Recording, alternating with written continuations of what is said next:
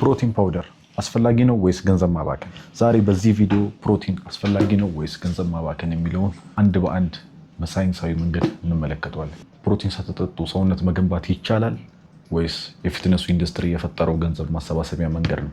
ብዙ ሰዎች ፕሮቲን ሳትገዙ ጡንቻ መገንባት ከባድ ነው ብለው ያስባሉ።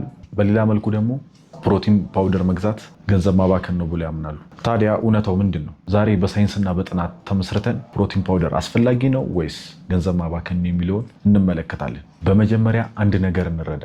ፕሮቲን ፓውደር መድኃኒት አይደለም፣ ስቴሮይድ አይደለም፣ አስማታዊ ነገር ሆኖ ሰውነታችንን ባንዴ የሚያገዝፍልን ነገርም አይደለም። ፕሮቲን ፓውደር በቀላሉ ከምግብ የምናገኘው ፕሮቲን ነው። ለምሳሌ ወይ ፕሮቲንን ብንወስድ ከወተት የሚወጣ ፕሮቲን ነው። ከወተቱ አይብ ይወጣል።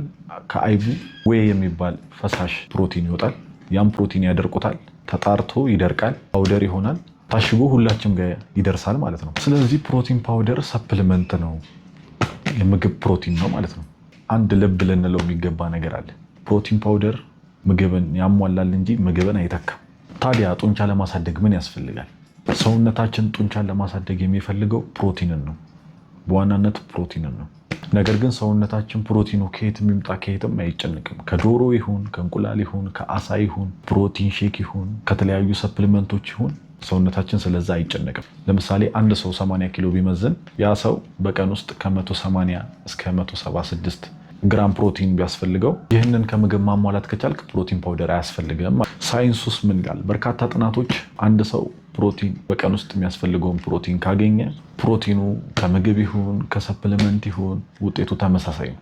ምንም አይነት ለውጥ የላችሁ። ከሰፕሊመንት አገኛችሁት ፕሮቲኑን ከምግብ አገኛችሁት፣ ያ ለሰውነታችን ምንም አይነት ለውጥ አያመጣም። ውጤቱ ተመሳሳይ ነው። ይህ ማለት ምን ማለት ነው? ፕሮቲን ፓውደር ብቻውን ለውጥ አያመጣም። ጡንቻ የሚያድገው ሬዚስተንስ ትሬኒንግ፣ በቂ ካሎሪ፣ በቂ ፕሮቲን፣ በቂ እንቅልፍ ስናገኝ ነው ጡንቻችን እያደገ የሚመጣው። ፕሮቲን ፓውደር መቼ ይጠቅማል? ፕሮቲን ፓውደር መቼ ነው መጠቀም ያለብን? መቼ ይጠቅመናል? ለምሳሌ 150 ግራም ፕሮቲን ማግኘት ካለብን በቀን ውስጥ ያን ፕሮቲን ለማግኘት በምግብ ማሟላት ካልቻልን አንድ ስኩፕ ወይ ፕሮቲን 25 ግራም ፕሮቲን ይይዛል።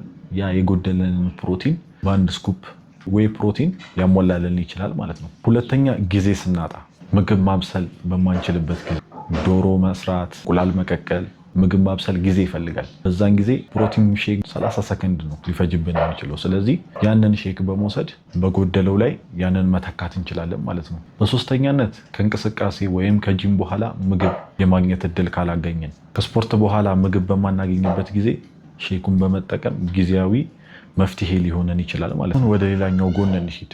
ፕሮቲን ፓውደር ገንዘብ ማባከን የሚሆነው መቼ ነው? አንደኛ በቂ ፕሮቲን ከምግብ እያገኘን ከሆነ፣ ሁለተኛ ሼኩ ብቻ ሰውነታችንን ያሳድገዋል ብለን ካመንን፣ ሶስተኛ ጥራት የሌለው ፕሮቲን ከገዛን፣ አራተኛውና ዋናው ነገር ምግብህን ትተህ ሼኩን ብቻ ይጠቅመኛል ብለህ እየጠጣህ ከሆነ ያ በጣም ፈጽሞ ትልቅ ስህተት ነው። አስታውሱ፣ ፕሮቲን ፓውደር ምግብን ያግዛል እንጂ ምግብን ፈጽሞ አይተካም። እንግዲህ ፕሮቲን ፓውደር አስፈላጊ ነው ወይስ ገንዘብ ማባከን ነው?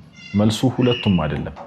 ፕሮቲን ፓውደር መሳሪያ ነው። የፕሮቲን ጎልህን ማሳካት ካልቻልክ ፕሮቲን ፓውደር ያግዛሃል።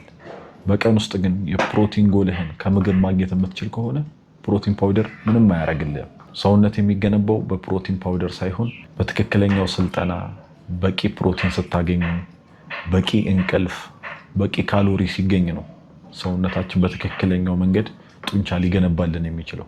ቪዲዮውን ከወደዳችሁት ላይክ አድርጉ፣ ሰብስክራይብ አድርጉ። ይህ ቪዲዮ ከጠቀማችሁ ሼር አድርጉት። በቀጣይ በተለያዩ የፊትነስ ቪዲዮዎች እንገናኛለን። ሰብስክራይብ አድርጉ። ቴንክ ዩ።